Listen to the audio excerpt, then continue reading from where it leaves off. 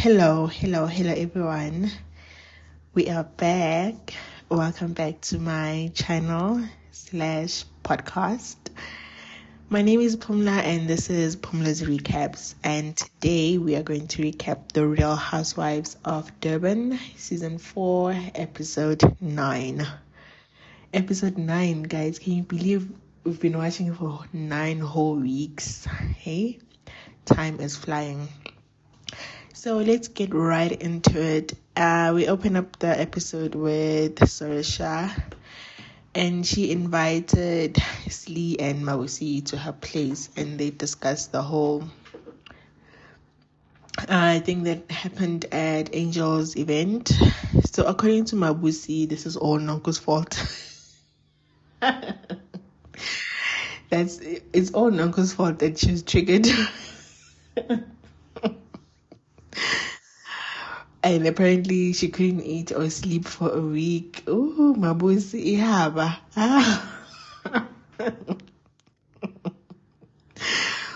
But yeah, anyway, so Slee invites them to her fashion show. So remember she spoke about this earlier in the season. So that is finally happening. Okay, so we cross over to Jojo and Bube. I like these two. I really like their relationship. So they are taking steps into turning her passion into an actual business, and they have a meeting at a gallery and it went well. I guess it went well.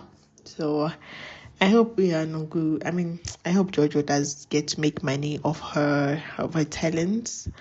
You know, why not? Yes, your husband is rich, but it wouldn't hurt, getting something extra. Anyways, Lee goes to her spiritual father without a headgear or anything, but okay, we move. So Nonku invites Zama over to her place and they discuss her new love. And Angel comes up in the conversation. So Zama clocks that Slee is actually still upset with Nonku. And remember I said this last episode. Like, she still has issues regarding Nonku, but in the first episode, she made it seem like it was all good and they're moving on. But even Zama clocked it now that no, Slee is actually still very upset with Nonku. And we learned that Nonku takes gummies and to be around this group. You know what? I'm not mad at this. If I had to be paid to hang out with a group of people where I don't really get along with 40% of them, I'd also take gummies. Like, sign me up. But so we learned something new that I learned something new. I didn't know this. That Neil was actually close with Sorisha. I had no idea of this because the way, wow, I had no idea. So we move on and Slee invites Angel and Amy over to her place, and obviously they discuss Nonko and the recording. Slee thinks everyone who likes her, Nonko is going to hate. But last I checked, Nonko was okay with Amy, but I guess, yeah, maybe I don't know. And then Slee, while wearing a fascinator from the 90s, says that Nonko wants to be her. That is so high school. Think about it. Not even high school, it's so primary school. You think somebody wants to be you, like, wow, so weird. But anyway, Amy lets us know that she won't inherit beef, but her loyalty is obviously with Slee. I do we care about this? Do we care where her loyalties lie? Honestly, because she probably won't even be here next season. So I don't care where Amy's loyalties are. I really don't care where your loyalties lie, girl. Whatever. So, Maria, but don't beat me up, Amy, because yeah, you look straight mate vibes, but I'm shy, girl. Just saying. So Maria met up with Slee.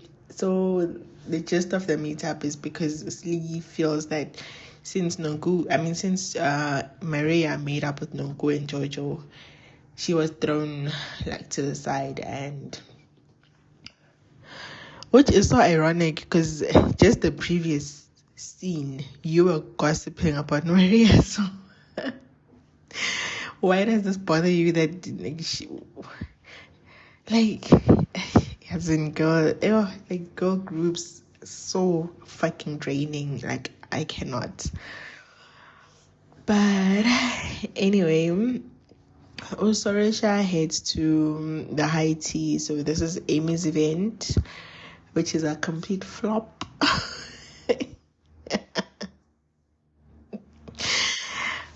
Oh, I've never seen an event flop so badly in a Real Housewives episode. Like, wow.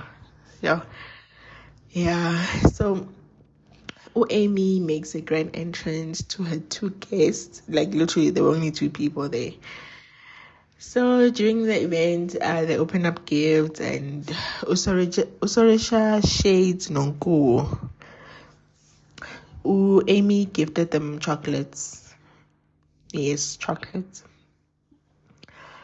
Vegan chocolates, but chocolates. And then Usorisha is like, it's not a shake. Like, definitely being shady towards Nonku, because remember Nonku gave them shakes, like from her brand or whatever at her event. So, you know what? I am starting to think that Usorisha has a problem with anybody who doesn't kiss her ass, because why are you shading Nonko and comparing the gifts? Like, what is the reason at this particular point? Because you haven't seen her confessionals, what is your issue with Nonko at this point? Because you guys had a sit down, it seemed to go well, but now okay, anyway, let's move on. So Sorisha says that she phased Zama out of her life after the whole Amy thing, that fake car hijacking, and she's watched people do worse, and she's still very, very much friends with them. Case in point, Mabuzi. But anyway, on the other side of town, we have Zama, Jojo, Maria, and Neil. So they are at Nongu's house during this event. They're playing games, and then they obviously discuss the trip and what was said about Neil. Like, you know what? As much as both these groups were gossiping about each other, right? It seemed like the ladies at Nonku's house, the ladies and Neil at Nonku's house, were having fun, right? Rather than at this high tea where everyone there was stuck up. But so Sorisha tries to be the matriarch again, and she announces the trip, but she doesn't say where they're going. I really hope it's out of the country, because it better not be Cape Town. Better not be Sun City. Like, better not be in Mpumalanga. Just get out of the country. You guys can afford it, okay? So I'm glad Uzama has found a home in this group. Like, I like Zama, so I'm glad, because remember I was upset about her a few episodes ago, because it just seemed like she was just shading everybody and whatever. But I'm glad she's found a home in the group. And yeah, anyway, So back at the three-man party, Usli lets the ladies know that RD reached out to her. RD being Nongo's ex-boyfriend. And she's lying. We know she's lying. So Risha acknowledges this in her confessional. She acknowledges that this is wrong. But does she say anything to Slee? No. And that's and that's the problem with Sorisha. That is the main problem with Sorisha for me. I like her. I still like her. Don't get me wrong, but that is still my problem with her. So Usli goes on to say in her confessional that meeting up with RD is going to help her heal, blah, blah, blah, nonsense. Because how the fuck, let me just say, how the fuck is meeting up with RD supposed to help you heal? Were you in a relationship with him? Were you sleeping with him? Like, yes, that it's not, it doesn't even make sense, guys. Like, yeah, wow.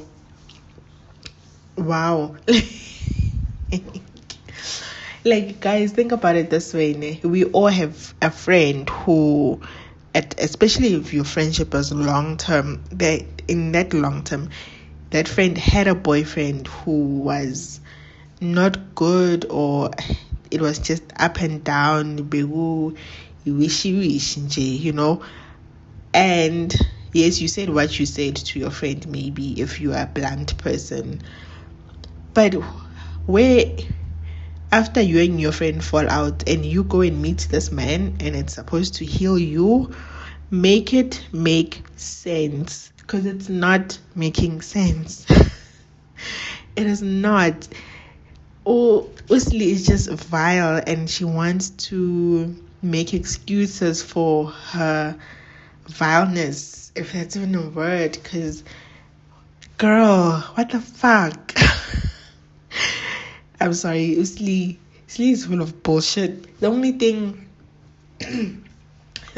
nice I will say about Usli is that she's a beautiful woman, very beautiful woman, but she's full of shit. She's full of nonsense. I'm sorry, full of bullshit. So Unangu has her therapist over at her house. I wonder if it's like a real like therapist, or it's those church therapists. You know, those counselors from church. But I hope it's an actual qualified therapist. But the one thing I will say about that is, with Nonku's healing journey or whatever journey she's on, you can see the difference. You can really see the difference. Nonku's not.